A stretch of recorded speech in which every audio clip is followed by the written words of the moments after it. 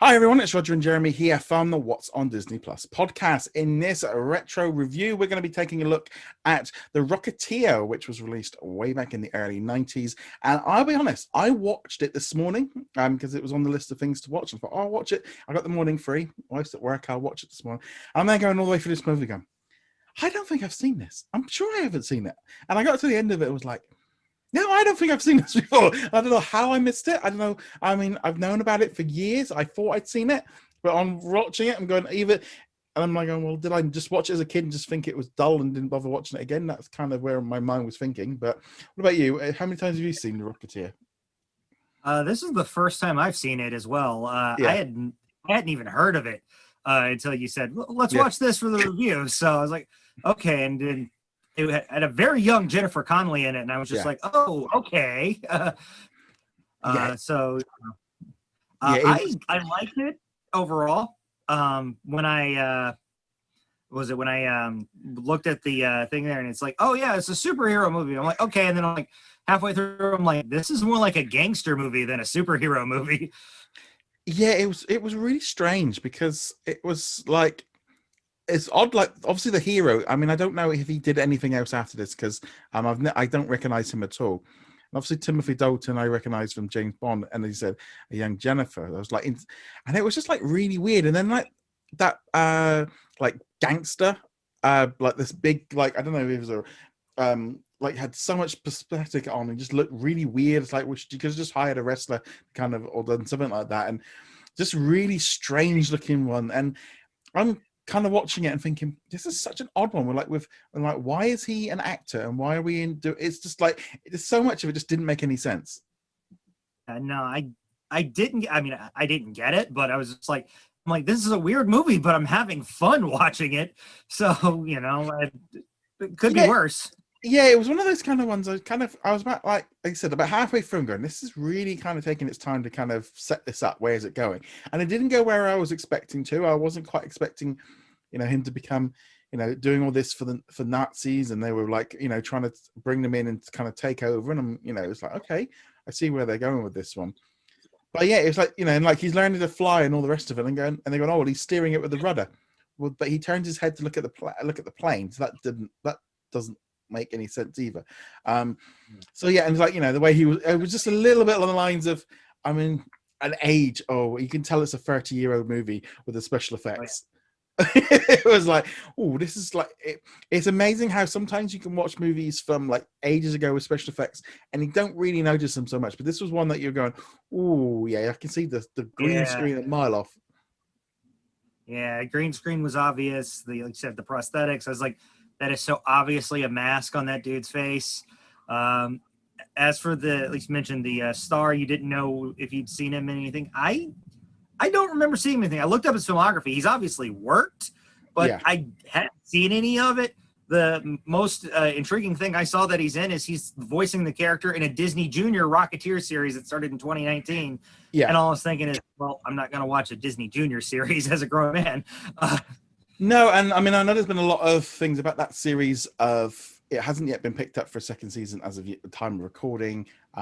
Didn't seem to grab a lot of attention. They kind of, I mean, it makes, I mean, in some ways, I like the fact that they kind of continue it on and put his daughter and stuff in it, and he did get the role. But yeah, it's kind of one of those weird things with the Rocketeer. It always gets kind of brought up as like, like Disney's superhero before they kind of own superheroes. And I was just kind of like, okay, I see where you're going with this one. Yeah, and said, yeah, Timothy Dalton again. I know, same place as you. I know him as James Bond. License to Kill is one of my favorite James Bond movies, so I love seeing him in that. But it was so weird seeing him as the villain because I'm so used to him playing James Bond. It was like I can't remember if it's Mortal Kombat or Street Fighter. Roger Moore plays the villain in that one, and I'm just like, how is James Bond a villain? Oh, was it? Oh, no, that was what, in the original one with Jean-Claude Van Damme. Yeah, I think it was Mortal That Kombat. I was it more. Oh yeah, I don't know. It's that kind of thing of just like, it is a very very odd movie. I think what really got me was the scene where we were in like medieval times and they're fighting. I'm like, okay, why are we? What? I hadn't clicked on that he was an actor at all at this point, and it was just like one of those weird things. And then we had that whole like German thing. I was like, okay, it's that in that vibe of Indiana Jones. I see where they were going with it, and Yeah. it kind of, you could see that they were like setting up something for the future, but they never ran with it. They never went any further with it. I did think it Right. was quite funny that the kind of the scientist that came up with the idea, or the former jet pilot, for me, I looked at it, oh, that's the guy from Lost, because Yeah. things like that. Yeah, I was like, oh, it's John Locke with hair. Yeah, yeah, and as we can see, when we're not used to seeing things with hair when you got used to not having it. It's just like, okay. And yeah, it was one of those really things. I kind of got to the end of it and going, I enjoyed watching it. I wouldn't say it was amazing. If I was to give it out of 5, I'd probably be looking at about 3.5. It was run of the mill, middle age. There wasn't anything wrong with it, but there were certain things of it I liked. It was very cliche. But then you kind of think, well, it's 30 years old. It was, in some ways, it was what back when sort of superhero movies didn't, they weren't what they are now. They were trying something. They were, yeah. Yeah, I'd probably give it like a 3.5 out of 5 as well. Like I said, I enjoyed myself watching it, but I was still just utterly confused about why the movie was doing what it was doing. Yeah, it was very much like moving along and like, I've got to rescue the girl and then I've got to do this. And it was like, okay, it was so, and I know it sounds funny, but I don't know if it then went so much into like Indiana Jones thing with having the Germans involved. And it was like, did we really need that? But then it made that sense that the only reason the villain would be doing anything was for that. There had to be a reason why he was wanting this piece of equipment so much. I like, the idea that he just, flew up and rescued someone from the plane. I like that whole idea of him doing it. And, but it was like this whole thing of like the FBI just blasted, like, so he gets shot at. So they just open fire on the entire building. And I'm going, that doesn't seem this, it's like if there was any people in the house that weren't, being kidnapped or anything, it's just like, just open right and just shoot the house to pieces. It was a bit like, okay, that just seemed like not all like, let's find out what's going on before we start kind of blasting up the joint. But that was the one part of me going, really? Okay. But there's just so many guys in, like you say, gangster hats driving around in the same, and it just was so interesting to see how all this worked. It felt like something like completely just they wouldn't do nowadays. They just wouldn't make this kind of movie.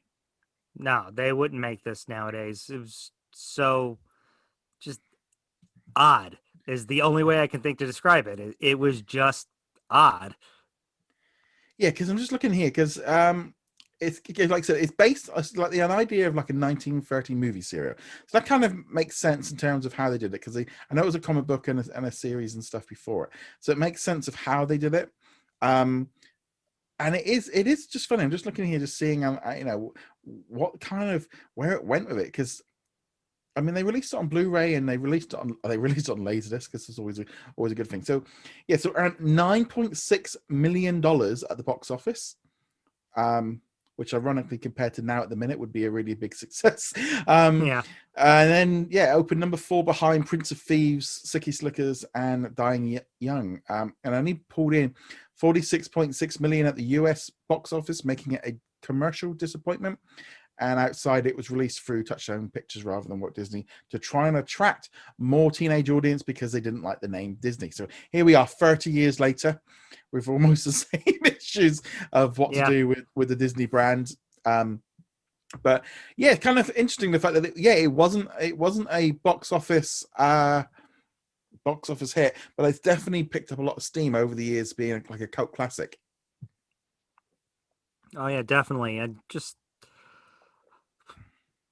I don't know if I'll ever watch it again, because I can't say that I liked it that much. It was like, oh yeah, let's throw in the Rocketeer, unless somebody else I'm with they want to see it.